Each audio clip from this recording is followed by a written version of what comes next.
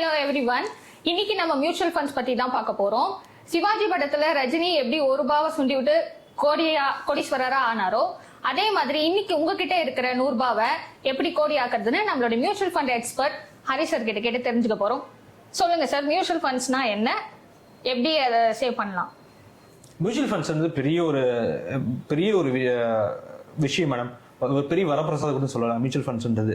என்னன்னா mutual ஃபண்ட்ஸ்க்கு before வந்து பார்த்தீங்கன்னா நம்ம நார்மலாக வந்து இன்வெஸ்ட்மெண்ட்லாம் பார்த்தீங்கன்னா ஃபிக்ஸட் டெபாசிட் பேங்க் அக்கௌண்ட்ல வச்சிருப்பாங்க.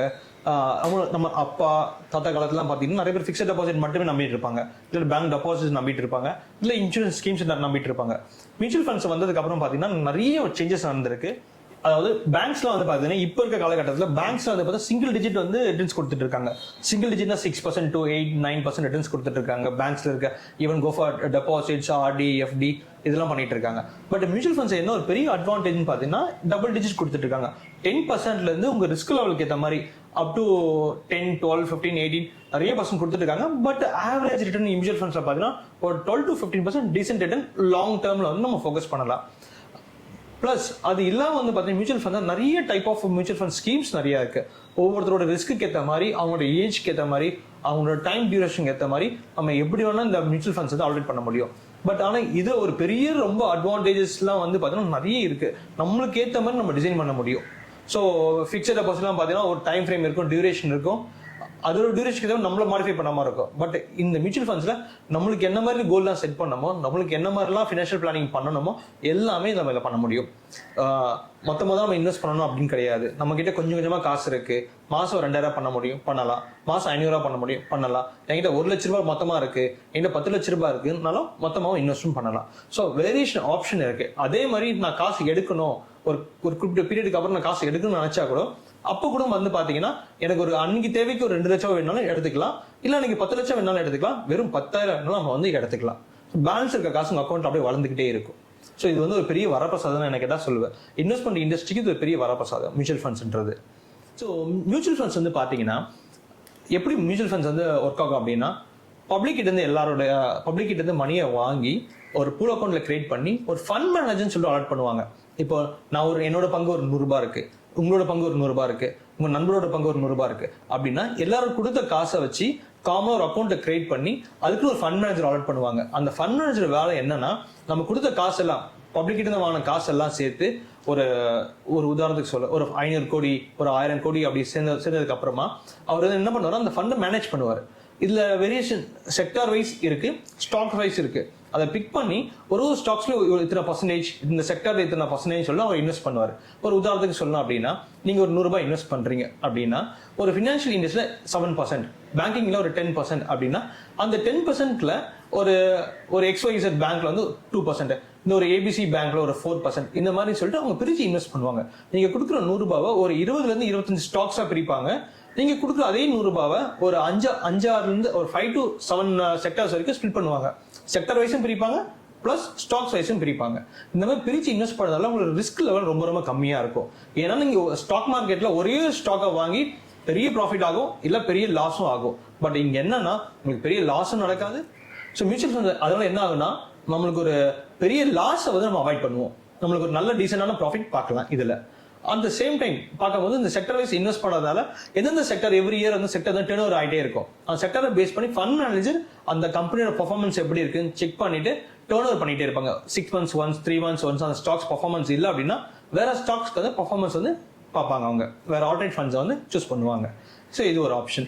பிளஸ் மியூச்சுவல் ஃபண்ட்ஸ் என்னென்ன டைப் ஆஃப் மியூச்சுவல் ஃபண்ட்ஸ் எல்லாம் இருக்கு அப்படின்னு பாத்தீங்கன்னா, மியூச்சுவல் ஃபண்ட்ஸ் வந்து ஈக்விட்டி மியூச்சுவல் ஃபண்ட்ஸ் இருக்கு, டெட் மியூச்சுவல் ஃபண்ட்ஸ் இருக்கு, லிக்விட் மியூச்சுவல் ஃபண்ட்ஸ் இருக்கு, அப்புறம் வந்து ஹைபிரிட் மியூச்சுவல் ஃபண்ட்ஸ் இருக்கு. இந்த மாதிரி 4 டைப் ஆஃப் மியூச்சுவல் ஃபண்ட்ஸ் இருக்கு. அதில் ஒவ்வொரு ஸ்கீம்லயும் நிறைய டைப் ஆஃப் ஸ்கீம்ஸ் உள்ள இருக்கு. இப்போ ஈக்விட்டிக்கு நீங்க எடுத்துக்கிட்டீங்கன்னா லார்ஜ் கேப் இருக்கு, மிட் கேப் இருக்கு, ஸ்மால் கேப் இருக்கு, ஃபோக்கஸ்டு ஃபண்ட் இருக்கு. ஒரு ஆப்ஷன்ஸ் இதெல்லாம் ஒரு எக்ஸாம்பிளுக்காக நான் சொல்றேன். அதே மாதிரி வந்து நீங்க ஹைபிரிட் ஃபண்ட் எடுத்துக்கிட்டீங்கன்னா உங்களுக்கு வந்து பேலன்ஸ் ஃபண்ட்னு சொல்லுவோம். 60% ஈக்விட்டி, 40% வந்து டெட் ஃபண்ட்ஸ் அப்படின்னு சொல்லுவோம்.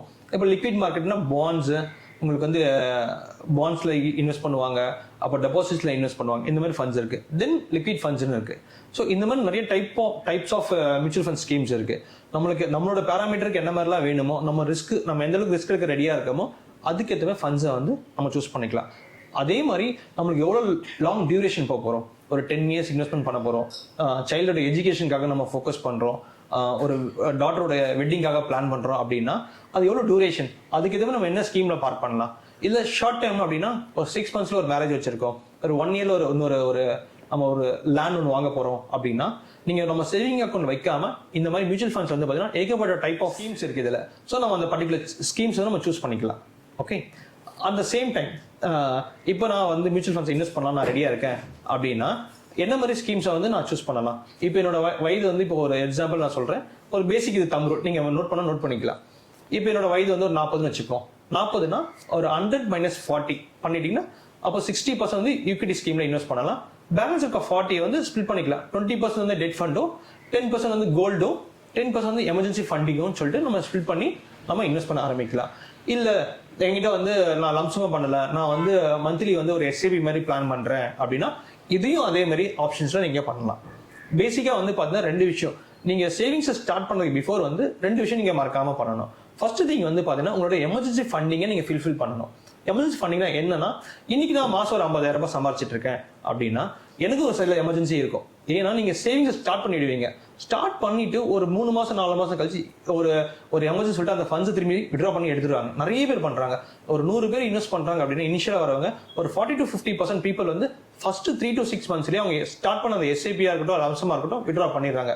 ஏன்னா இது எதனால இது மாதிரி தப்பு நடக்குதுன்னா ப்ராப்பராக பிளானிங் இல்லாமல் பண்ணுறாங்க அவங்க.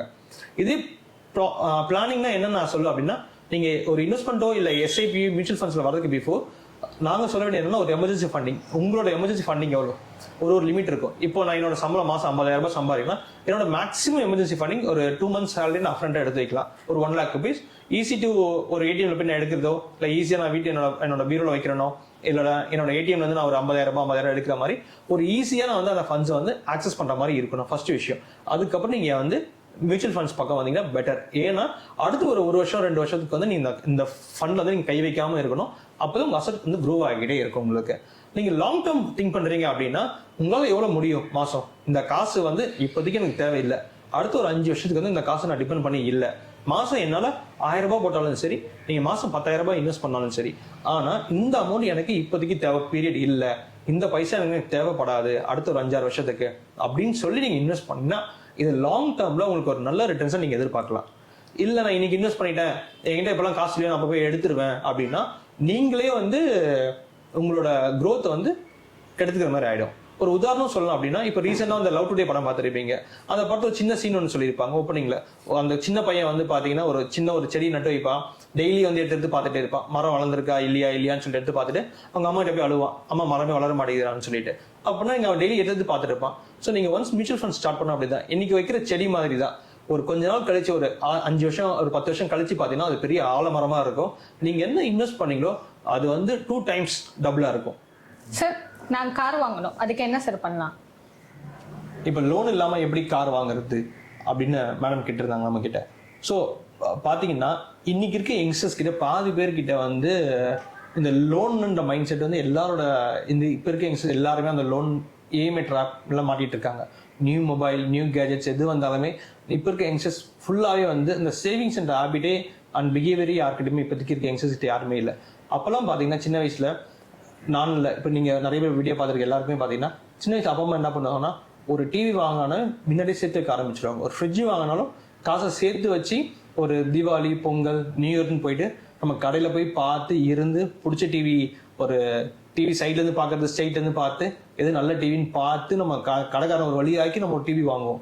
வாங்கிட்டு வந்து வீட்டில் மாட்டுறது நம்மளுக்கு எல்லாருக்கும் பெரிய சந்தோஷமா இருந்துச்சு அந்த அப்போல்லாம்.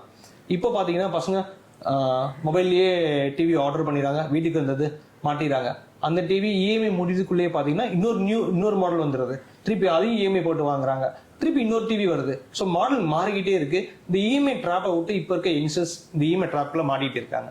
ஸோ என்ன கேட்டால் நான் என்ன சொல்லணும்னா, ஒரு பொருள் வாங்கணும்னு ஆசைப்படுறீங்களா, ஒரு கார் வாங்கணும்னு சொன்ன மாதிரி மேடம் சொன்ன மாதிரி ஒரு கார் வாங்குறது வந்து ரொம்ப ரொம்ப சுலபமான விஷயம். நீங்கள் ஃபியூச்சர்ல பிளான் பண்ணுங்க, இந்த இஎம்ஐன்ற கான்செப்டை மறந்துடுங்க. ஃபியூச்சர்ல ஒரு கார் வாங்கணும்னு நினைக்கிறீங்க அப்படின்னா டெய்லி 100 rupees, மாசம் 3000 ரூபாய். இன்னைக்கு நீங்க பிளான் பண்ண ஆரம்பிச்சீங்கன்னா ஒரு 8 years கழிச்சு காரை நீங்க நெட் அமௌண்ட்லேயே வாங்கலாம், வித்தவுட் லோன் இல்லாமல் வாங்கலாம். இது வந்து ஒரு பெரிய வரப்பிரசாதம். இது எதுல பண்ணா உங்களுக்கு இந்த ரிட்டர்ன்ஸ் கிடைக்கும்னு பார்த்தீங்கன்னா மியூச்சுவல் ஃபண்ட்ஸ்ல நீங்க இன்வெஸ்ட் பண்ணீங்கன்னா நான் சொன்ன மாதிரி டெய்லி 100 rupees, மாசத்துக்கு 3000 ரூபான்னு சொல்லிட்டு மியூச்சுவல் ஃபண்ட்ஸ் இன்வெஸ்ட் பண்ணீங்கன்னா ஒரு 8th இயர்லேருந்து 9th இயருக்குள்ள நீங்க ஒரு நல்ல காரா லோன் இல்லாம நீங்க வாங்கலாம். இப்ப இருக்க ஜென்ரேஷனுக்கு ஒண்ணே ஒன்று தான் சொல்லணும், நீங்க லோனு உங்க கிரெடிட் கார்டு இஎம்ஐ ட்ராப்ல தயவு செய்து மாட்டாதீங்க. உங்களுக்கு எஸ்ஐபி இந்த மாதிரி ஒரு பெரிய வரப்பிரசாதம் இருக்கு, அதுல சேவிங்ஸ் பண்ண ஆரம்பிங்க. ஃபியூச்சர்ல நீங்க லோனே இல்லாம ஒரு நிம்மதியான வாழ்க்கை வாழலாம். சார், இப்போ நீங்க வந்து மியூச்சுவல் ஃபண்ட்ஸ் பத்திலாம் ஒரு தெளிவான எக்ஸ்பிளனேஷன் கொடுத்தீங்க. எப்படி வந்து சேவிங் பண்ற பிஹேவியரை இம்ப்ரூவ் பண்ணிக்கணும்னு சொன்னீங்க. பட் இப்போ இருக்க யங்ஸ்டர்ஸ்க்குலாம் பார்த்தீங்கன்னா ஒரு ப்ராப்பர் கைடன்ஸ் இல்லாமல் இருக்காங்க, இது எப்படி சேவ் பண்ணணுன்றதை பொறுத்து. ஸோ உங்களை ரீச் அவுட் பண்ணா நீங்க அவங்களுக்கு ஒரு ப்ராப்பர் கைட் பண்ணுவீங்களா? எங்களை மாதிரி இருக்கவங்கள கோடீஸ்வரவங்கள நீங்க உங்களால ஆக்க முடியுமா? கண்டிப்பா ஆக்க முடியும். இப்போ இருக்க யங்ஸ்டர்ஸ் கண்டிப்பா அந்த ஃபினான்ஷியல் பிஹேவியரை கண்டிப்பா கிரியேட் பண்ண முடியும். யாராவது ஃபினான்ஷியல் அவேர்னஸ் வேணும் இல்லை ஃபினான்ஷியல் பிளானிங் பண்ணணும் அப்படின்னா கண்டிப்பா எங்களுக்கு ரீச் அவுட் பண்ணுங்க. நாங்கள் 1-to-1 பண்ணுவோம். த்ரூ ஆன்லைன்லயும் நாங்கள் செஷன் எடுத்துட்டு இருக்கோம். ப்ளஸ் நிறைய காலேஜஸ்க்கும் போயிட்டு வந்து நாங்கள் வந்து கிளாஸஸ் எடுத்துட்டு இருக்கோம். ஸோ நிறைய காலேஜஸ் வந்து பார்த்தீங்கன்னா எஜுகேஷன் பார்ட்ல வந்து பார்த்தீங்கன்னா ஃபினான்ஷியல் பிஹேவியர் பாதி பேருக்கு தெரியவே தெரியாது. எப்படி மணி மேனேஜ்மெண்ட், மணி எப்படி ஹேண்டில் பண்ணது பாதி ஸ்டூடெண்ட்ஸ்க்கு தெரியாது. ஸோ நாங்கள் நிறைய காலேஜஸ்க்கு போயிட்டு மணி மேனேஜ்னா என்ன, மணி எப்படி சேவ் பண்ணணும், மணி எப்படி அவேர்னஸ் கிரியேட் பண்ணுறது, வெல்த்னா என்ன, வெல்த் எப்படி பில்ட் பண்ணுறது, அவங்களுக்கு நிறைய காலேஜ் ஸ்டூடெண்ட்ஸ்க்கு நாங்கள் கரியரில் வந்து ஒரு பார்ட்டை வந்து நாங்கள் வந்து நிறைய எஜுகேட் பண்ணிட்டு இருக்கோம் காலேஜ் ஸ்டூடெண்ட்ஸ்க்கு. Sir, for your valuable information. So இந்த வீடியோ பார்த்து நிறைய பேருக்கு இருந்த டவுட்ஸ்லாம் கிளாரிஃபை ஆயிருக்கும் நான் நம்புறேன். ஸோ இதுக்கு மேலேயும் உங்களுக்கு ஏதாவது டவுட்ஸ் இல்லை எங்களை ரீச் அவுட் பண்ணணும்னா கமெண்ட்ஸ்ல வந்து டெக்ஸ்ட் பண்ணுங்க. Will reach out to you. Thank you so much sir. Thank you.